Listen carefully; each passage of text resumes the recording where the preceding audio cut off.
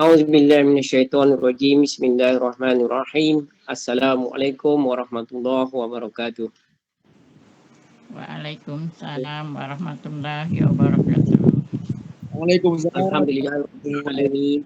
Wassalatu wassalamu ala anbiya'i wal mursalin sayyidina Muhammad wa ala alihi wa sahbihi ajma'in.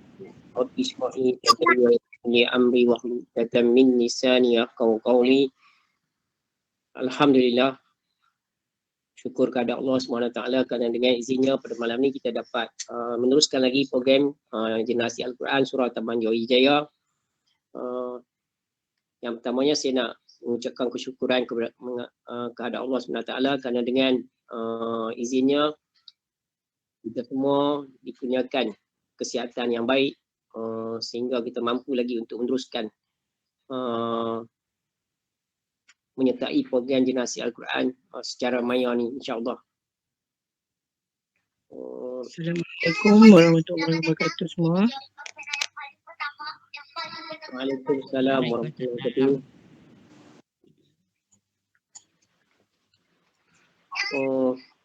Nampak ada seorang kawan kami surau Taman Jawijaya yang dah lama dah tidak berada di apa Jawi, dah pindah ke Melaka. Juraizi, ready macam mana? Apa khabar?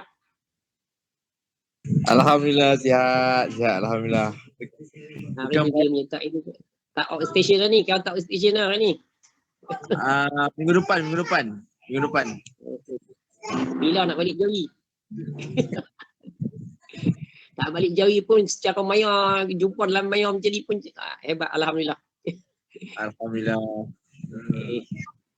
Tuan-tuan dan puan-puan sekalian, insyaAllah kita meneruskan lagi program kita pada malam ni untuk siri yang ke 107.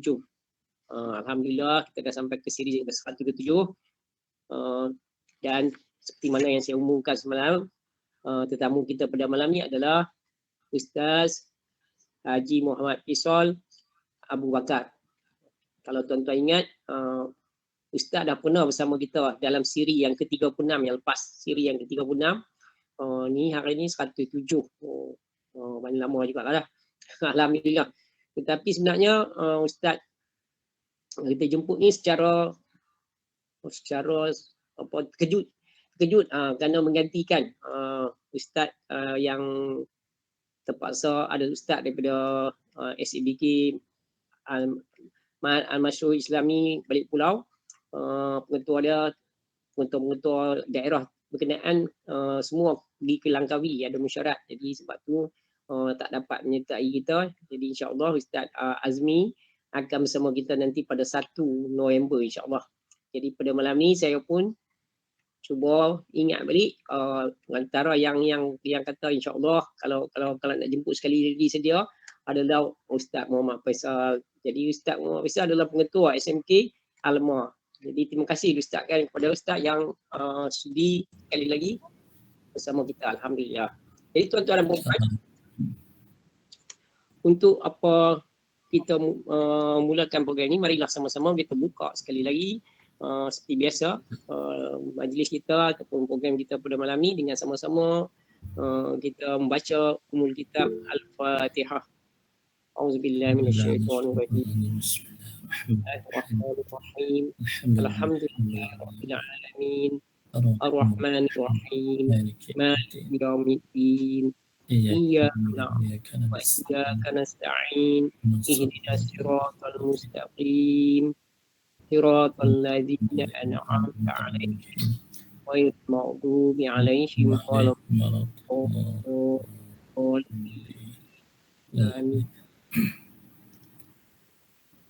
Tuan-tuan dan puan-puan sekalian, insyaAllah tak pernah biasa dengan program ni sekali dan juga dah selalu tengok video-video yang kita adakan. Dan sebenarnya saya tertarik untuk panggil Ustaz Muhammad Faisal, sahabat saya ni, kerana saya yakin walaupun tempoh yang pendek Ustaz boleh menyertai kerana memang saya sebelum ni saya duk tengok banyak hantar rakaman-rakaman kuliah-kuliah yang dibuat secara cara sendirian yang dikongsikan kepada saya dan kepada media dalam bulan puasa, khususnya setiap hari ada satu kuliah. Setiap hari ada satu nasihat dan pesanan yang disampaikan oleh Ustaz dalam bentuk voice message yang saya rasa saya rasa memang boleh untuk menyampaikan apabila diperlukan pada bila-bila masa. Alhamdulillah. Jadi tuan-tuan dan puan-puan sekalian, biasa insya-Allah kita teruskan dengan bacaan 2 muka surah Al-Quran kita pada malam ni, di mana kita akan sambung lagi dengan surah Yunus ayat 54 sampai 70 insya-Allah. Ayat 54 sampai 70 muka surat 215 dan 216. 2 muka surat lagi pada malam ni. Muka surat 215 dan 216.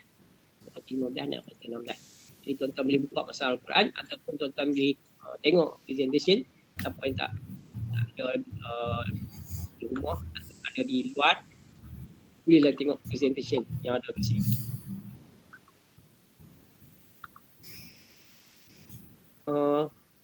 Lepas kita mengikuti sama-sama bacaan Ustaz, seperti mana biasa kita gunakan kaedah baca Yasin, Khalifah ataupun Ustaz kita akan membaca dan kita akan dengar dan kita akan ikut sama-sama di rumah insya-Allah.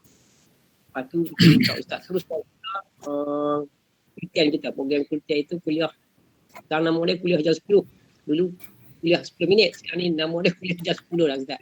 Masih ada hari tu setiausaha sulit timbalan ketua menteri, dia tu tak nama tu kata dia kuliah jam 10 saya kata ya. Alhamdulillah. Jadi minta Ustaz teruskan saja dengan kuliah kemudian.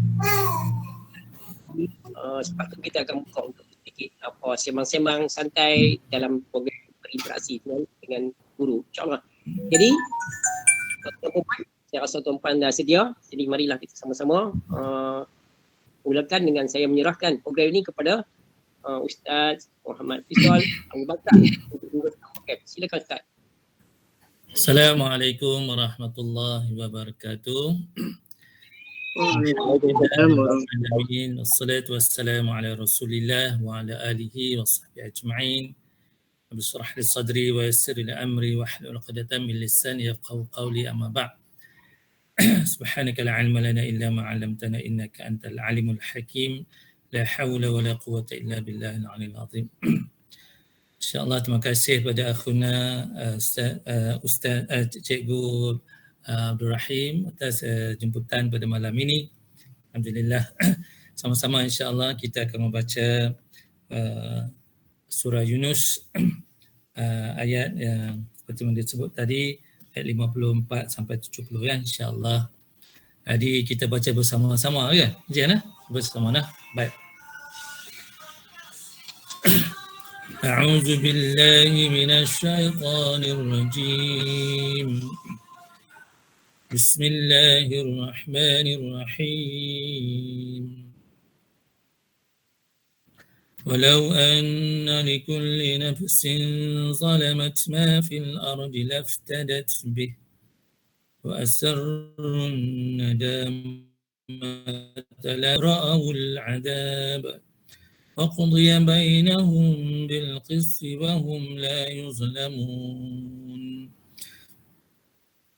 ألا إن لله ما في السماوات والأرض ألا إن وعد الله حق ولكن أكثرهم لا يعلمون هو يحيي ويميت وإليه ترجعون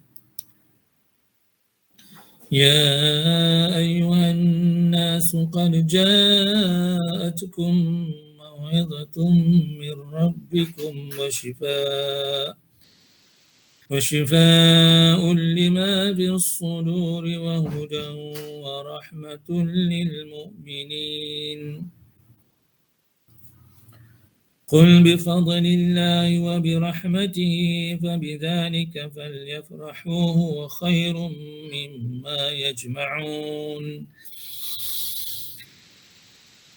قل أرأيتم ما أنزل الله لكم من رزق فجعلتم منه حراما وحلالا قل الله أذن لكم أم على الله تفترون وما ظن الذين يفترون على الله الكذب يوم القيامة إن الله لذو فضل على الناس ولكن أكثرهم لا يشكرون وما تكون في شأن وما تتلو منه من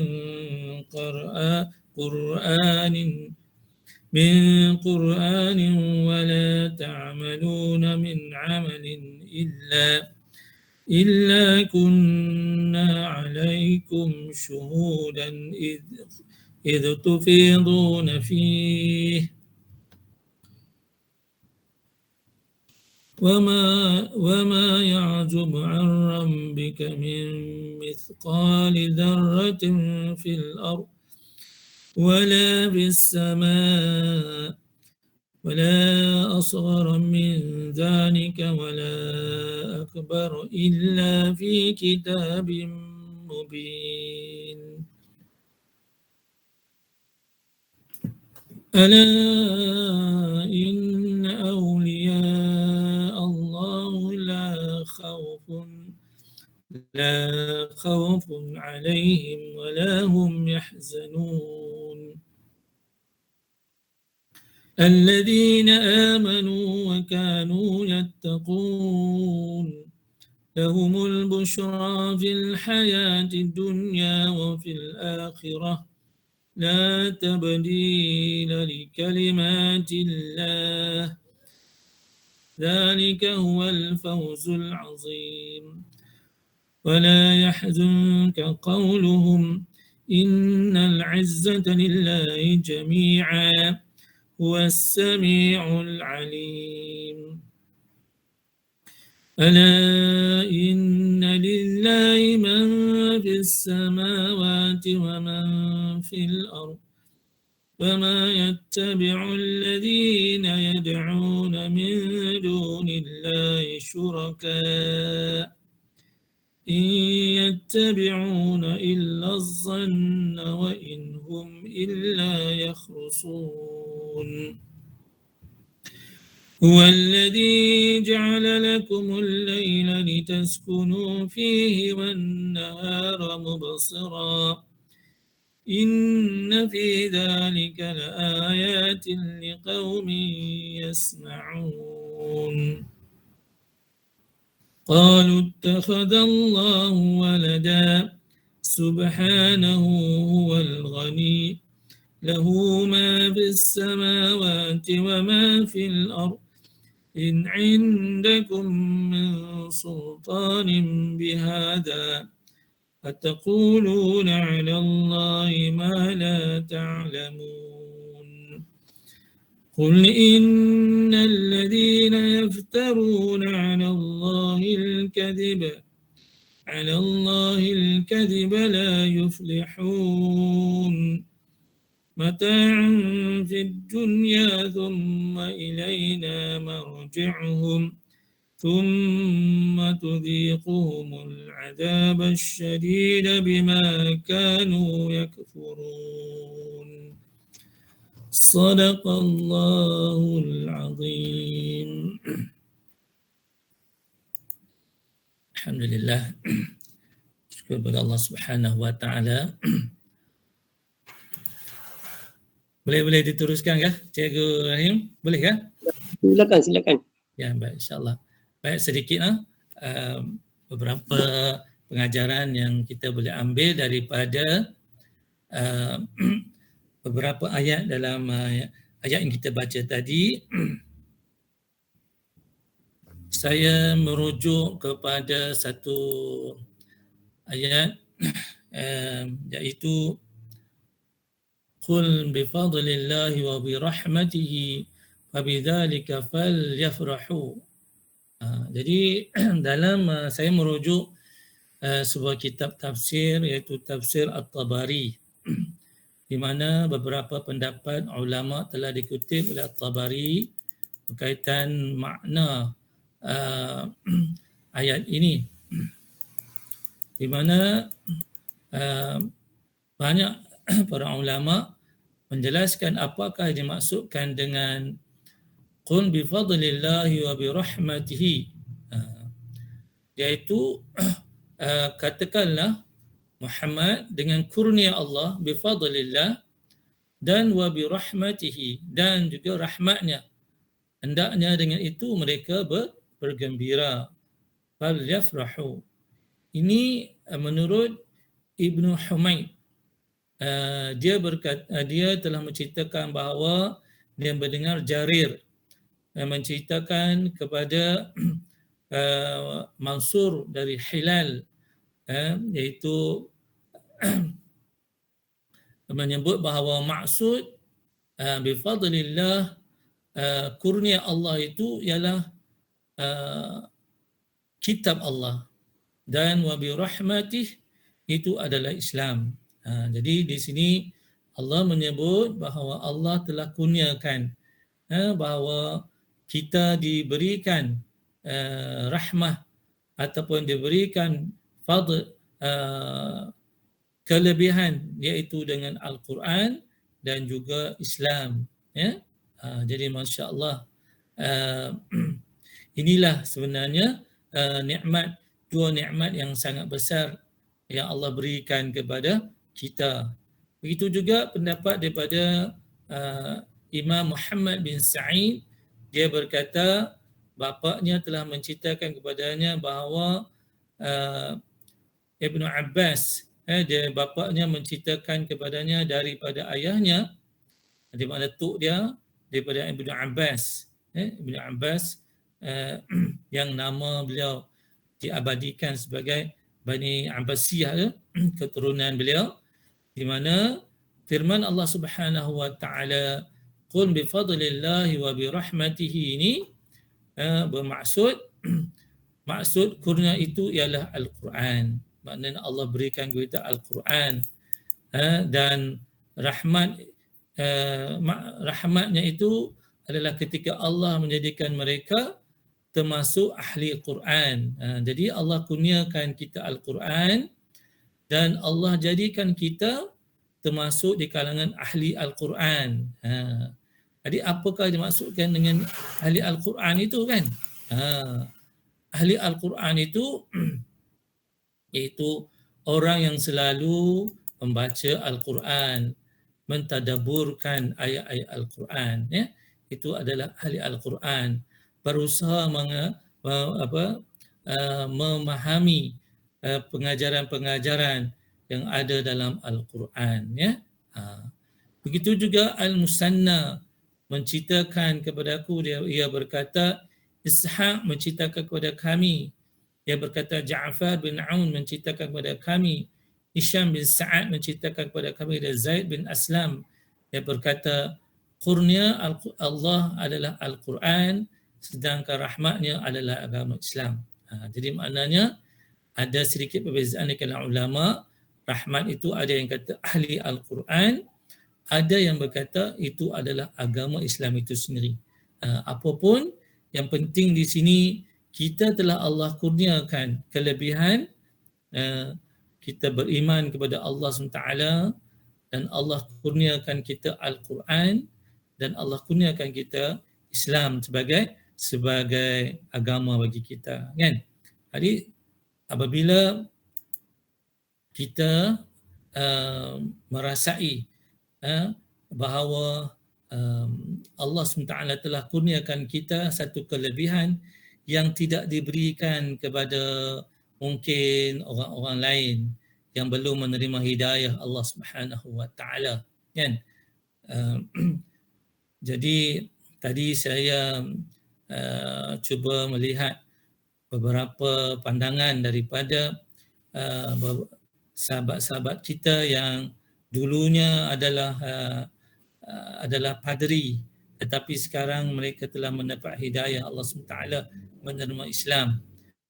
Betapa orang-orang seperti ini yang terpaksa melalui berbagai rintangan dan cabaran untuk mendapat hidayah Allah, untuk mendapat kenikmatan iman, kenikmatan Islam.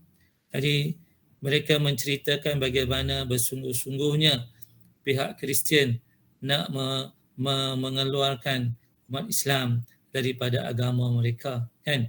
Sebab itu kita tidak bolehlah berdiam diri.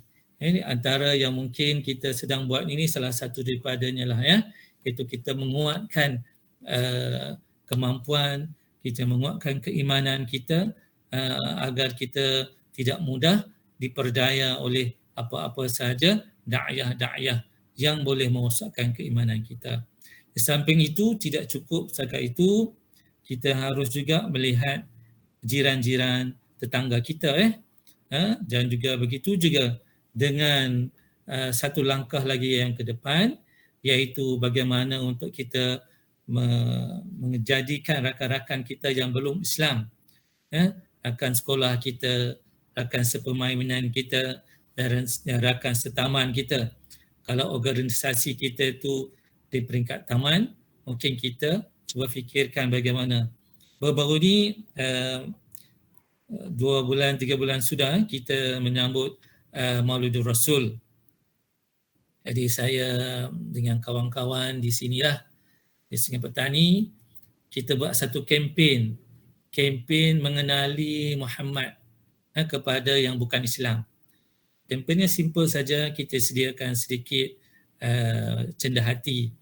Kita beli coklat, kita beli buah-buah, kita letakkan dalam goodie bag itu risalah kaitan dengan siapakah Nabi Muhammad. Rupanya mereka menerima sangat baik, tuan-tuan, ya. Kita saja sementara sebelum nak pi saja kita duk rasa orang marah ke, orang nanti tak terima ke, sebagainya, kan. Sebenarnya bila kita mendekati mereka, mereka sangat suka. Walaupun kita akan menghadapi bila pergi ke rumah mereka ni, mungkin ada di kalangan mereka yang ada anjing, kan, tengok tokong Hindu dan sebagainya, kan, depan rumah. Tapi itulah realitinya kalau kita nak mengajak mereka mengenali agama kita. Kita tak berbicara tentang agama mereka, kita bicarakan untuk mereka mengenal agama Allah. Kerana kita, Allah telah berikan tadi bifadlik, iaitu Al-Quran. Allah berikan kita Al-Quran, Allah bagi kita Islam, kan. Jadi sejauh mana kita nak supaya hidayah yang kita dapat itu kita sebarkan juga kepada orang lain. Jadi perkara ini dia selangkah ke hadapan lah, kan. Maksudnya kita bukan sahaja di kalangan kita orang Islam, kita langkah sedikit tengok pada jiran-jiran kita yang belum Islam, kan. Di samping kita menunjukkan akhlak kita yang baik, kan. Jadi kita juga pergi selangkah lagi, kita bawa cendah hati pergi ke rumah dia, kita cerita, bawa risalah siapakah Nabi Muhammad, letakkan nombor telefon kita, ya. Ada di kalangan kawan-kawan kita yang buat ni, nombor telefon mereka dihubungi, kerana ada seorang anti tu Cina, dia duduk seorang, suami dah tak ada, dia kata dia pun duduk cari juga siapa yang dia nak boleh hubungi. Jadi kita tak tahu, kan, sebenarnya mereka menanti-nanti orang yang nak menyampaikan dakwah kepada mereka. Jadi alhamdulillah, dengan cara macam tu sekurang-kurangnya jika Allah tanya nanti di akhirat apa yang kita buat, apa yang telah kita buat, kita bolehlah jadikan ia sebagai hujah kita telah berusaha, insya-Allah. Di samping kita bantu kawan-kawan setaman kita, satu daerah kita yang terkena COVID ataupun yang kuarantin, ya. Lepas maghrib, lepas sembahyang maghrib di surau kami ada beritahu kata ada taman di taman kita ni, taman kami ni ada yang kuarantin, kan. Alhamdulillah, lepas maghrib kita terus pergi hantar barang makanan kepada mereka. Walaupun mereka bukan ahli surau kita, ataupun mereka jarang-jarang kita tak nampak kat surau, itu bukan faktor untuk kita menidakkan mereka. Mereka pun sebenarnya kadang-kadang tuan-tuan, mereka malu nak mai ke surau kerana mereka dari kecil tak belajar cara semayang yang betul. Takut nanti mereka mai berkata mereka semayang tak betul, orang duk perhati kat mereka, kan? Jadi inilah kadang-kadang kalau kita dapat dekati mereka. Di rumah saya dulu sejurus ada suami isteri mai lepas semayang isyak tiap-tiap hari mai baca Iqra, kan? Alhamdulillah. Yang mana mau mai tu kita pun cari ruang lah bagaimana untuk lapangkan masa untuk nak berikan masa untuk mereka, kan?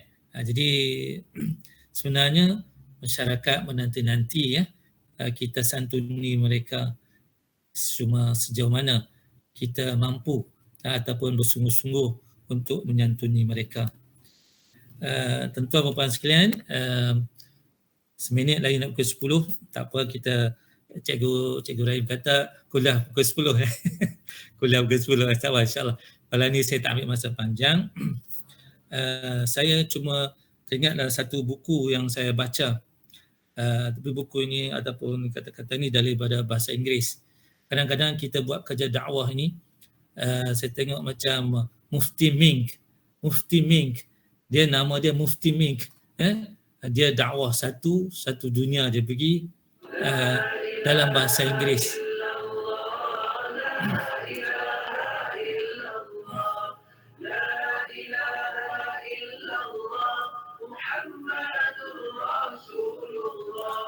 Baik, dalam kata-kata ni, kalau kita boleh ambil, kita relatekan dalam kerja-kerja dakwah kita yang sedikit ni, dia kata don't be afraid of failure.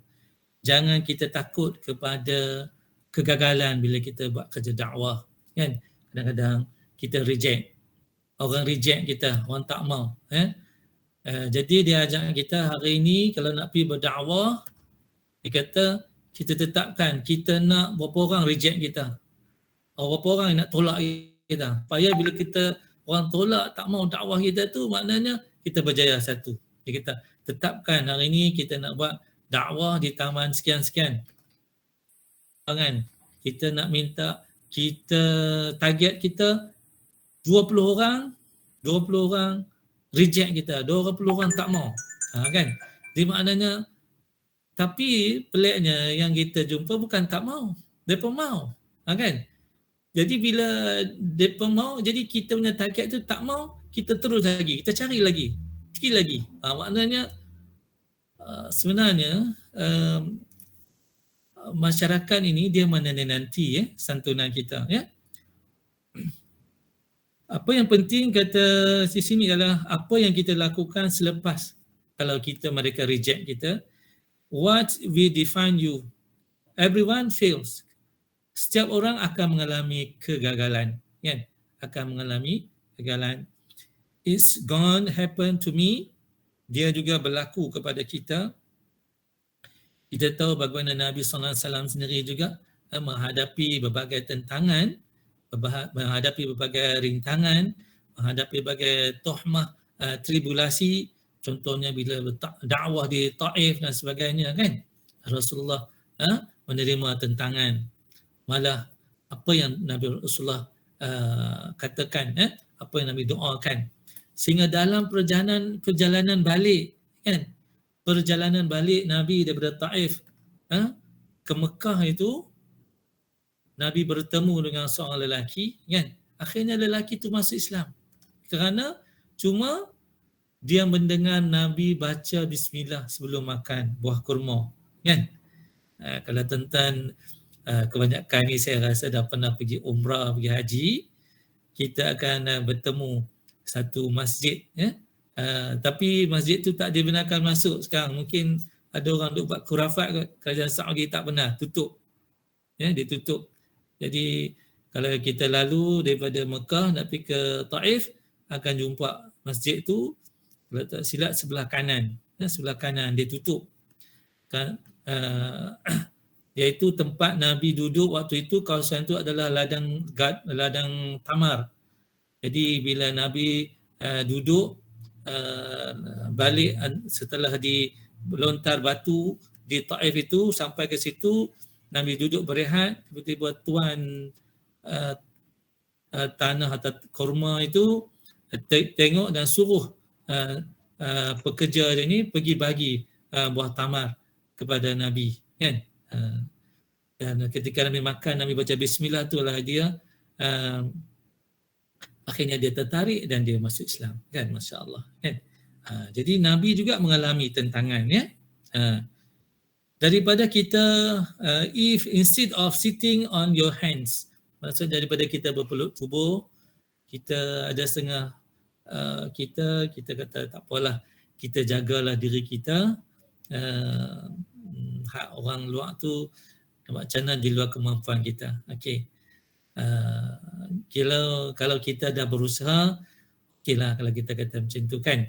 Tapi kalau kita masih ada lagi kemampuan untuk berusaha, untuk mengajak orang lain sama-sama untuk masuk syurga dengan kita, itu adalah sangat baiklah. Okey. Kemudian and saying I can't do it again, find the courage inside of you and saying what can I do differently. Jadi bila kita buat dengan satu cara nampak kurang berkesan, kita fikirlah apa yang patut kita lakukan untuk kaedah yang berlainan. Sebab itu kalau kita tengok Nabi SAW juga menggunakan pendekatan yang berbeza-beza bagi orang yang berbeza-beza, kan. Nabi ajak contohnya dalam sembahyang, Nabi ajak Sayyidina Umar bila turun daripada i'tidal pada sujud, Nabi ajak Umar untuk turun tangan dulu. Tapi Nabi ajak kepada Ibnu Umar, anak kepada Umar, turun tangan dulu. Jadi yang mana satu kita nak ikut ni, kan. Sebenarnya itulah kaedah Nabi. Nabi melihat keadaan orang itu. Kalau orang tua macam Umar, Nabi bagi supaya macam kita lah, kita kalau lutut tak kuat, tanganlah dulu sampai sebelum sujud, kan.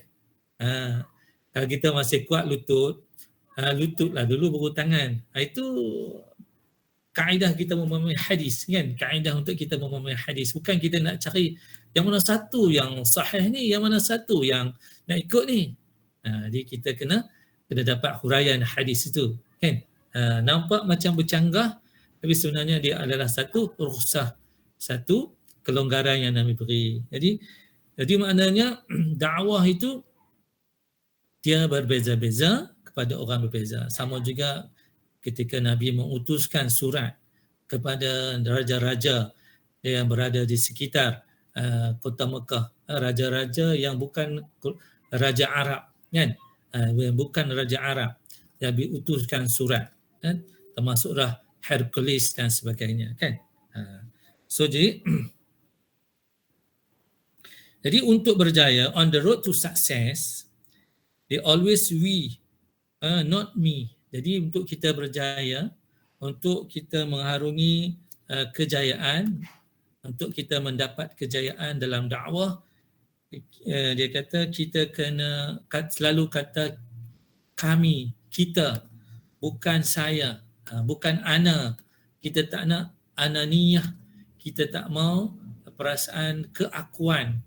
Jadi bila kita nak jalan jauh, kita kena ramai-ramai. Kalau kita nak cepat, seorang, tapi akan cepat kita surrender, kan.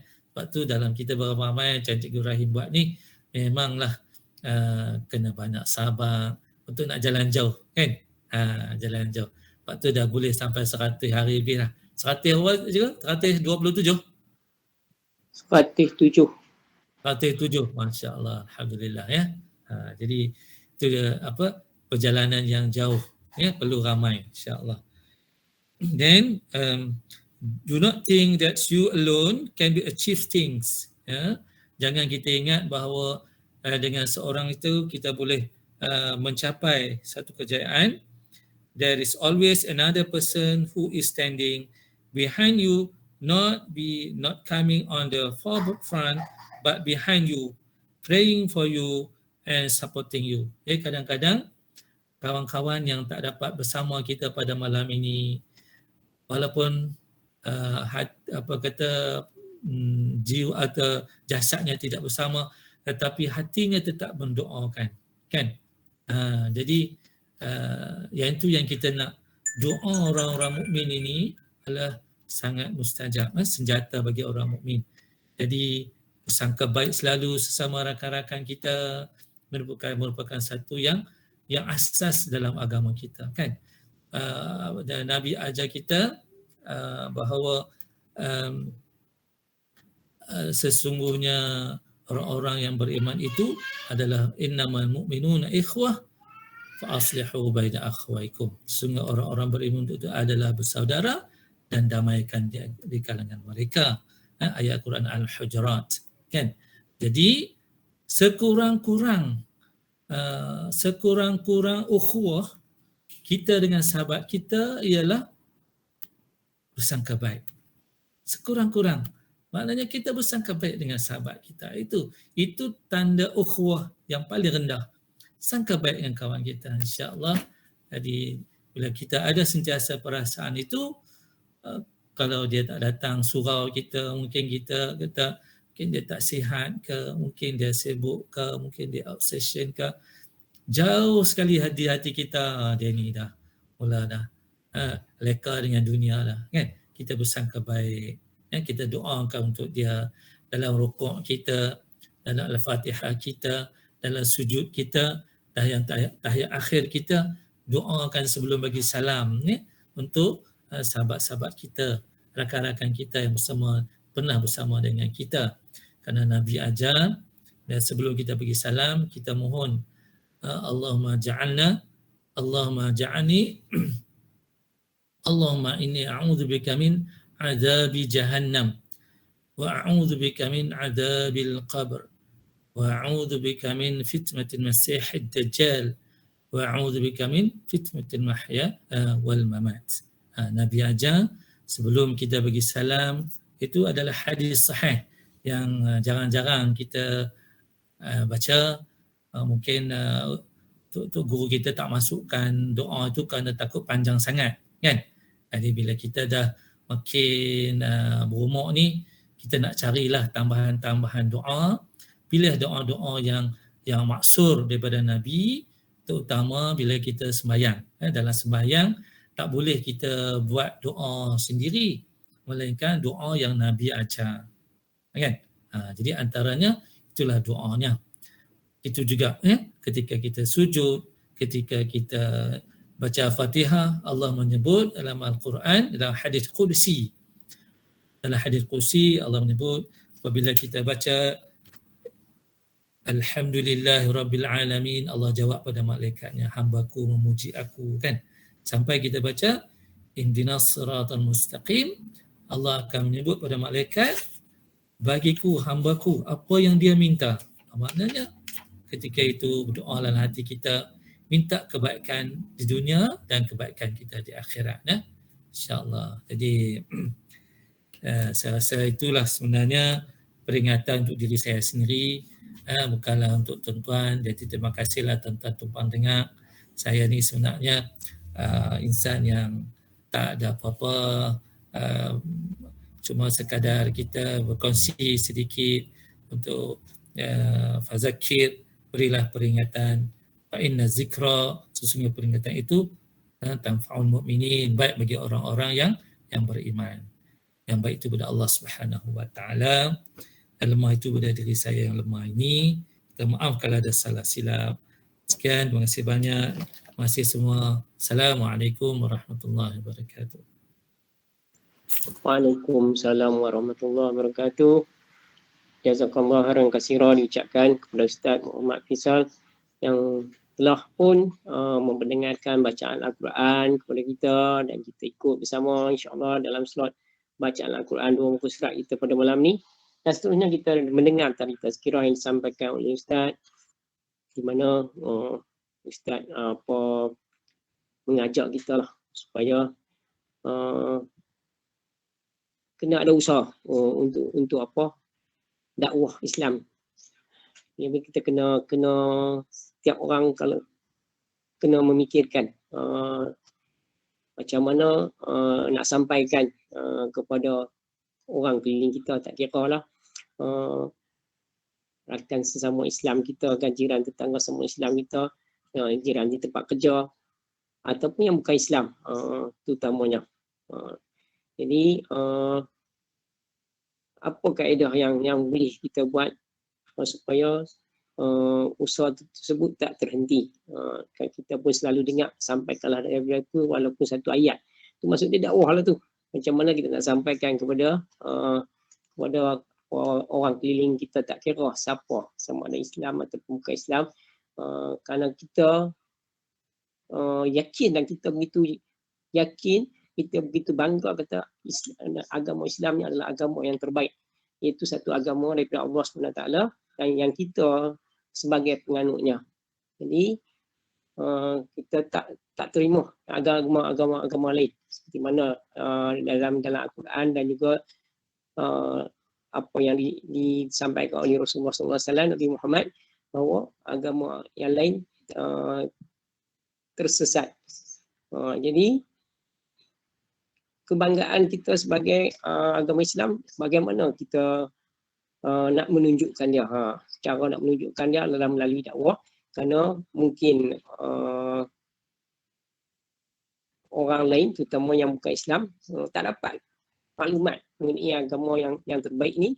Jadi siapa lagi yang akan menyampaikan dia? Jadi maksud dia, kalau orang yang terdekat dengan yang dia menyampaikannya, insya-Allah mungkin rakan-rakan kita selalu kerja, kita sembang dengan dia dah terima kita, jadi lebih mudah daripada kalau nak harapkan dia sendiri cari dengar ceramah dalam TV dan sebagainya, mungkin dia lebih baik dia tengok rancangan lain, Allahuakbar. Jadi lebih kurang macam tu. Jadi maksud dia kita kena ada usaha yang macam tu.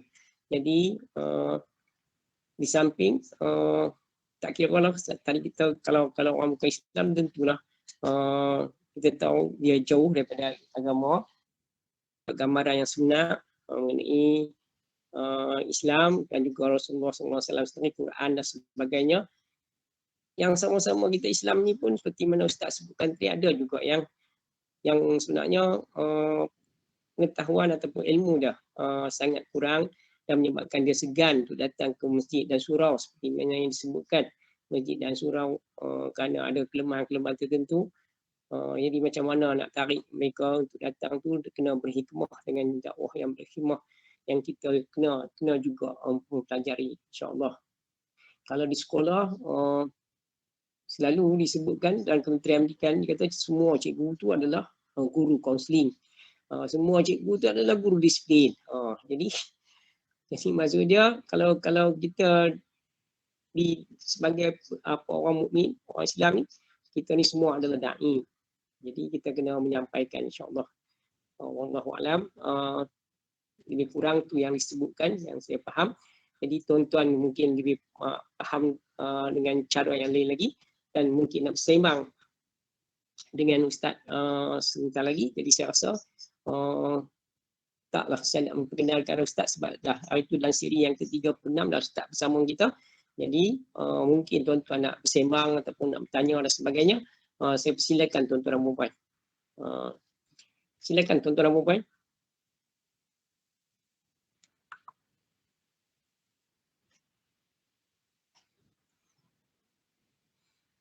Apa aja Salbiah, ada apa-apa nak sembang?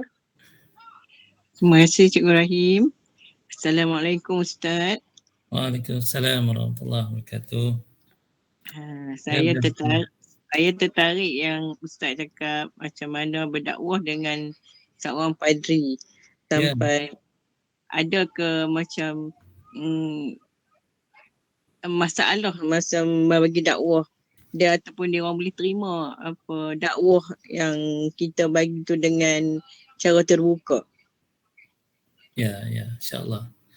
Baik, selalunya yang pernah kita, terima kasih Hajar Salbiana. Ini pengalaman lah ya, pengalaman yang kita pernah buat.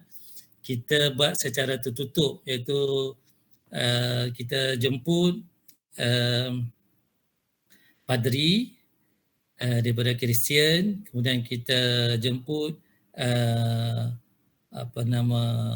Hindu dan juga Islam lah, selalu 3. Ataupun kadang-kadang Buddha ni dia lagi mudah untuk masuk Islam sebenarnya, sebab dia lebih kepada depa bukan ada Tuhan yang satu dan sebagainya. Depa lebih kepada ajaran orang tua-tua. Sebab tu kita tengok Cina lebih mudah masuk Islam. Jadi bila kita himpunkan beberapa ketua agama ini, mereka hanya membicarakan tentang agama mereka, dan mereka juga bawa lah pengikut-pengikut masing-masing. Jadi orang Islam akan menceritakan tentang Islam, kan? Jadi tujuannya kita ialah kita nak cari peluang untuk kita sampaikan Islam kepada mereka, kan? Dalam masa yang sama kita bagi jugalah peluang dia orang bercakap tentang agama mereka. Cumanya sampai satu peringkat mereka akan menghadapi kesulitan bila menyebut tentang Trinity, kan? Tuhan anak, Tuhan mak, Tuhan bapa tu, kan? Kerana ada kita punya, kadang-kadang kita punya penyampai itu juga adalah bekas padri yang dah masuk Islam. Dia lebih tahu bila dia sendiri pernah Kristian, pernah jadi padri, dan dia pula jadi dulu cakap Islam, bercakap dengan padri yang belum masuk Islam lagi, memang hujah dia tu lebih kuat lah, kan? Hujah dia akan lebih kuat, dan akhirnya walaupun ketika itu padri yang belum masuk Islam itu tidak berdepan mengaku kelemahan dia sebagainya, tetapi dia akan kontak balik. Dia akan bertanya dalam fikiran dia, kan, tentang kelemahan terhadap Injil, bukan Injil lah sekarang ni, depa Bible yang ada yang berbagai terjemahan, kan. Contohnya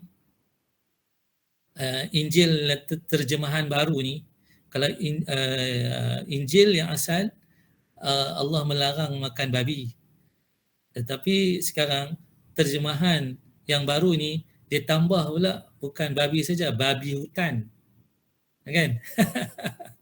Jadi babi tak hutan boleh makan. Jadi bila kita tahu hujah-hujah tu, jadi bila kita bagi tahu pada mereka, mereka mula mengkaji lah, kenapa ni kita punya buku ataupun kitab kita ni berbeza-beza, kan? Bila diterjemah oleh orang lain, lain pula terjemah orang lain.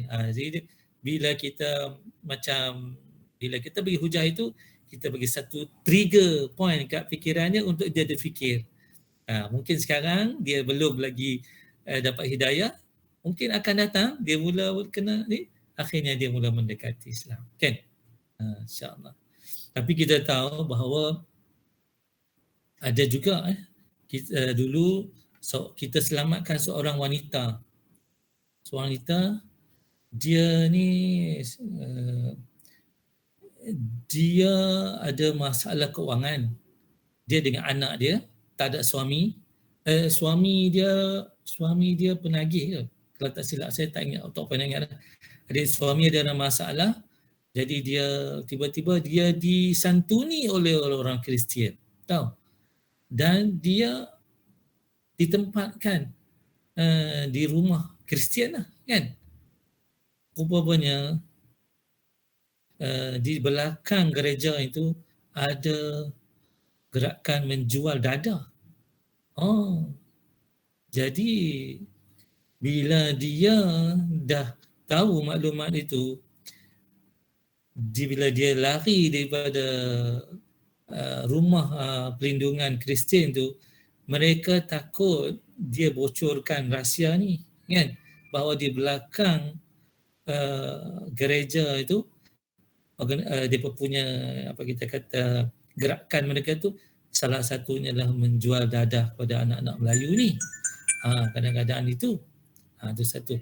Sebab tu wanita ini kita perlu kami selamatkan dia, sorokkan dia beberapa tahun duduk di satu tempat yang tak ada orang tahu, akhirnya alhamdulillah selamatlah, kan. Kalau tidak dia menghadapi ancaman bunuh dan sebagainya, kan.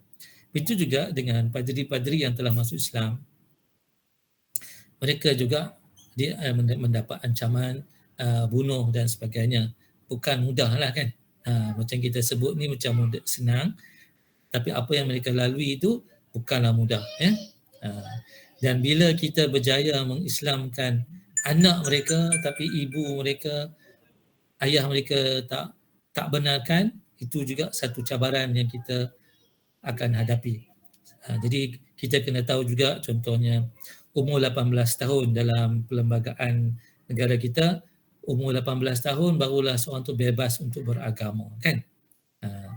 Sebab itu masa kami mengislamkan adik ipar saya tu, yang ketika itu dia belum mencapai umur 18 tahun, tapi kami terpaksa bawa dia tempat yang tak dapat diketahui oleh ibu bapa dia lah. Bapa dia Sing, kan, bapa dia Sing ni memang dia kuat sikit lah, tak benarkan untuk masuk Islam. Akhirnya bila 18 tahun baru dia isytiharkan di pejabat agama. Jadi tidak ada masalah. Jadi maknanya memang kerja ni kita kena merancang betul-betul supaya insya-Allah Allah bersama dengan kita lah, insya-Allah, kan. Memang ada banyak cabaran-cabaran dia. Wallahu a'lam bissawab. Terima kasih atas pertanyaan. Adakah itu menjawab soalan Hajah? Ya, terima kasih atas pencerahan. Ya, terima kasih. Terima kasih Ustaz. Sama. Silakan tuan-tuan yang lain ada soalan?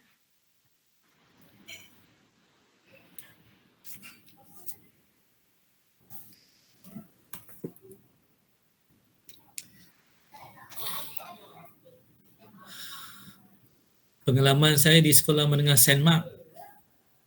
Sekolah menengah Saint Mark, ramai budak-budak Cina dan India. Satu hari selepas keluar keputusan peperiksaan SPM, seorang ketua pengawas lelaki di bilik saya, dia beritahu dia nak masuk Islam. Terkejut kita. Jadi sebelum kita Islam, kita tanya dulu apa yang dia faham tentang Islam, kan. Dia faham tak Tuhan itu satu asa, kan. Percaya tak Nabi Muhammad itu Rasulullah, utusan Allah. Dia percaya, okey. Lepas tu kita terang sikit-sikit. Saya pun ambil peluang lah, nak dapat pahala, nak Islamkan orang, kan.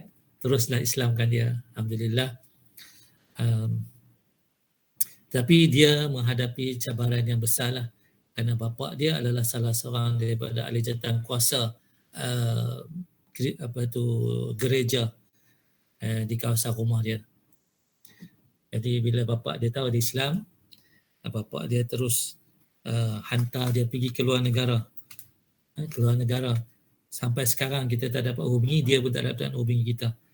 Jadi kita serah pada Allah. Kalau hati dia telah bulat pada Islam, di mana pun dia dihantar, di mana pun dia diletakkan, tapi Allah sentiasa bersama dengan dia dan Allah akan pelihara dia, insya-Allah. Doakanlah dia selamat, insya-Allah, dalam agama, insya-Allah.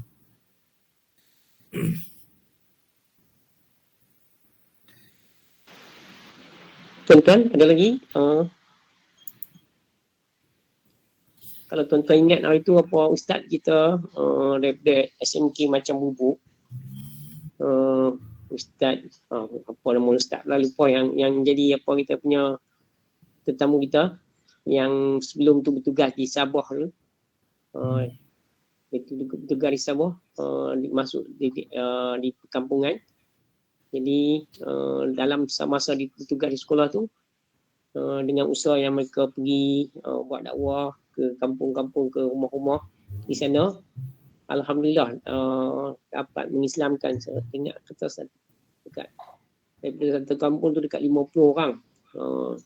Jadi cerita yang sebaliknya di situ, ini cerita yang betapa mudahnya apa yang kalau orang yang dia tak berdasarkan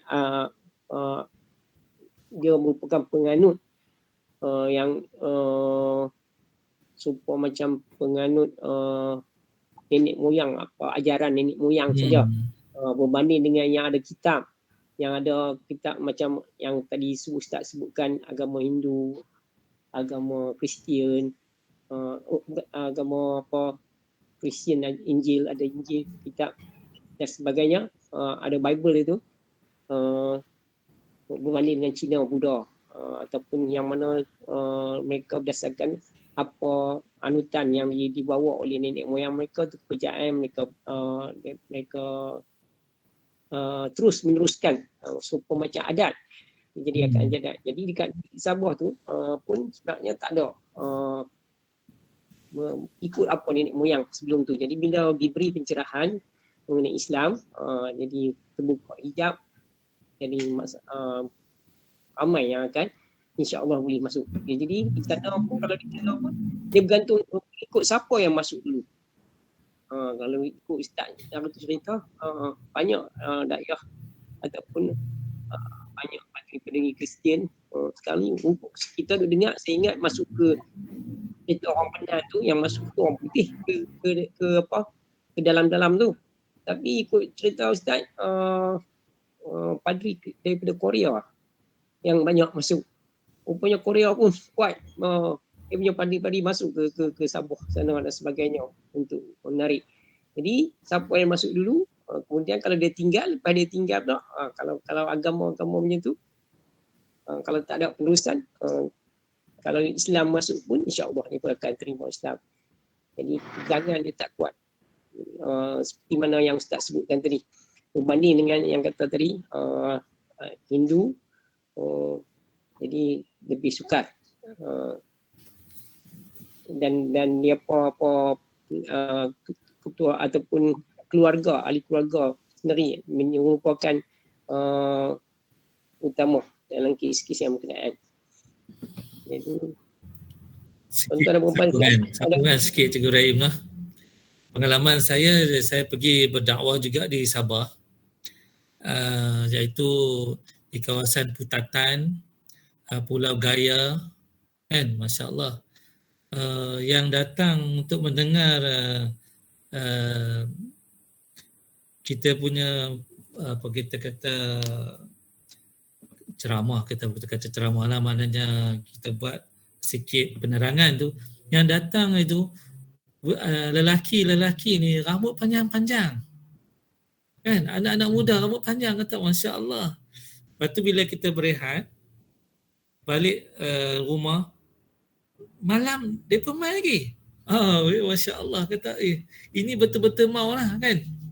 Kalau tak mau tu, malam dia tak main dah lah, kan. Ini dia main malam, kita buat program tu pagi sampai petang, rehat balik sekejap, malam main balik, dia main balik, kata hebat. Ini orang yang betul-betul mau. Itu juga kita pergi ke Pulau Gaya yang kalau tak silap saya ada 5 masjid. Kira satu pulau ada 5 masjid, ni besar lah, kan. Besar juga pulau dia tu. Nak sampai ke tu kena naik bot. Jadi memang mereka menanti-nanti kan. Mereka, anak-anak mereka pun ada sebahagian besar yang tak pergi ke sekolah, kan. Dan di masjid lah tempat sukarelawan buat kelas 3M, membaca, menulis dan mengira, kan. Ini kerja-kerja dakwah yang banyak sebenarnya. Kalau kita terlibat, banyak perkara-perkara yang boleh kita laksanakan, insya-Allah. Wallahu a'lam bissawab. Macam mana Ustaz boleh buat kerja dakwah di Sabah tu? Cerita tadi. Saya dijemput untuk ke sana. Jadi kita pergilah. Jadi tambang makan semua dia persediakan di sana untuk buat kerja dakwah di sana. Saya pergi dengan isteri saya dengan seorang anak buah lah untuk menyelaraskan program-program dengan orang kampung.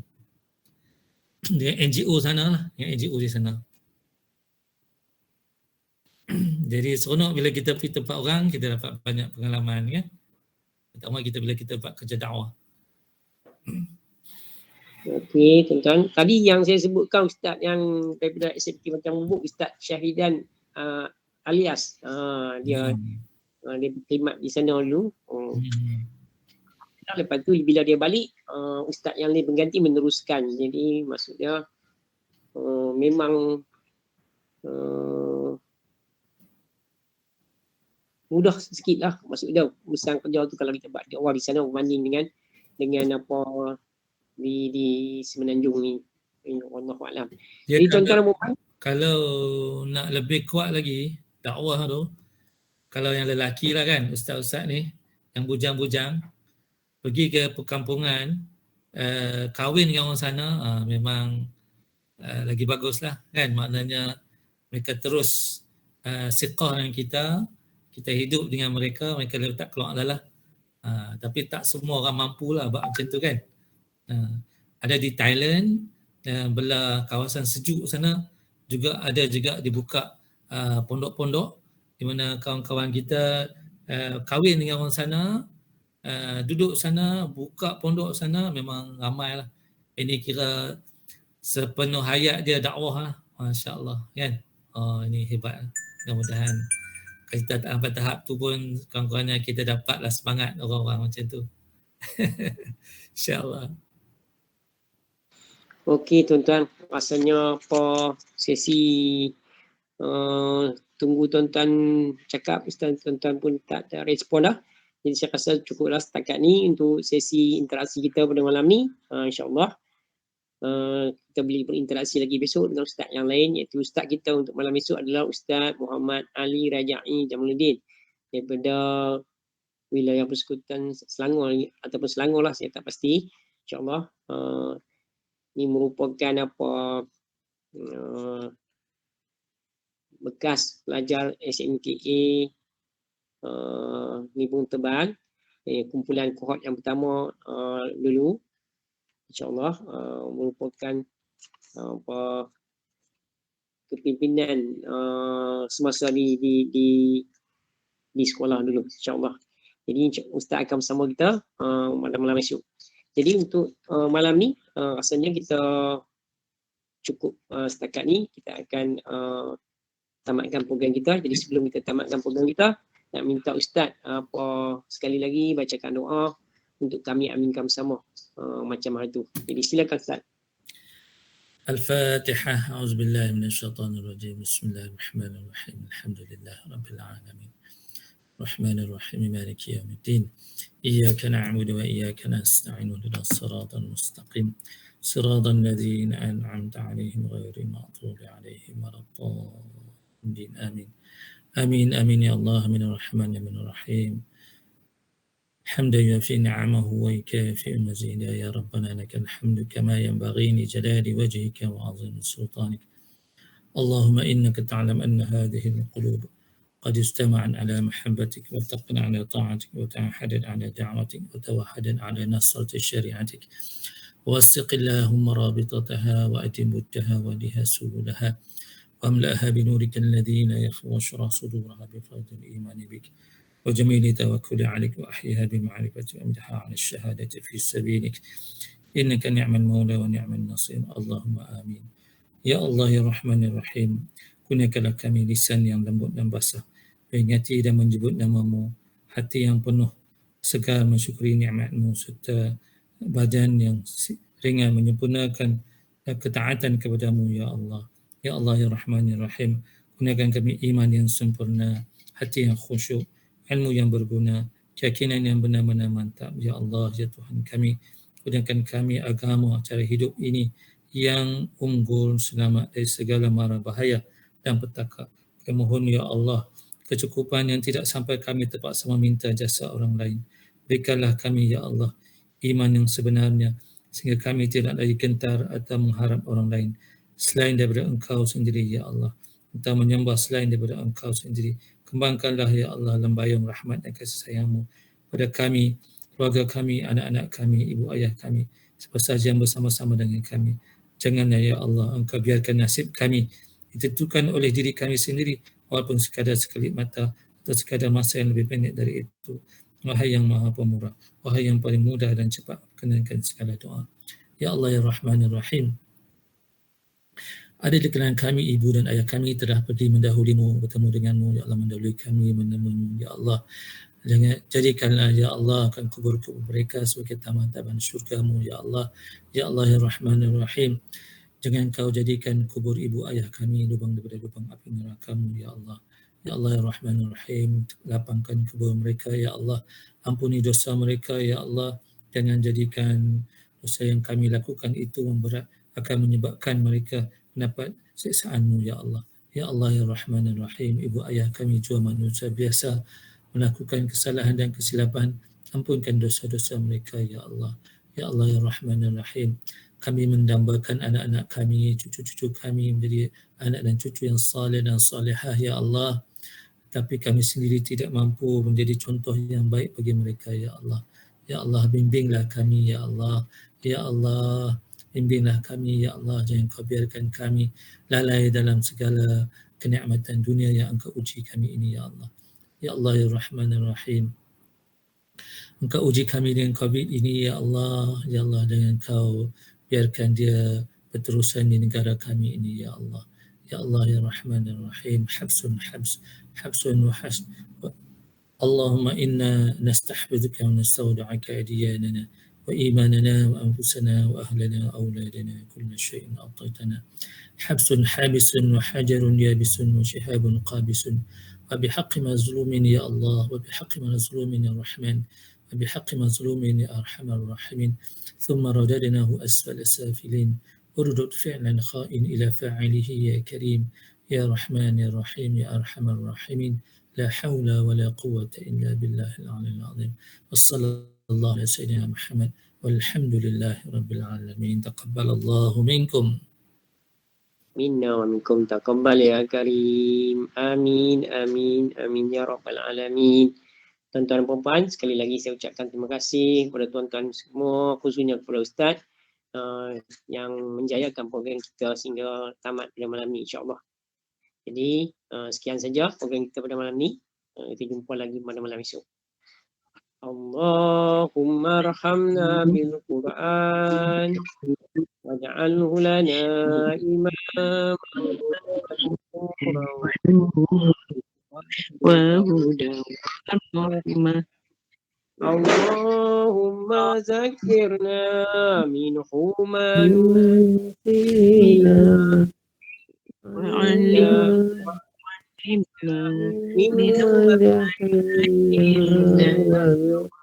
warzuqna tilawatahu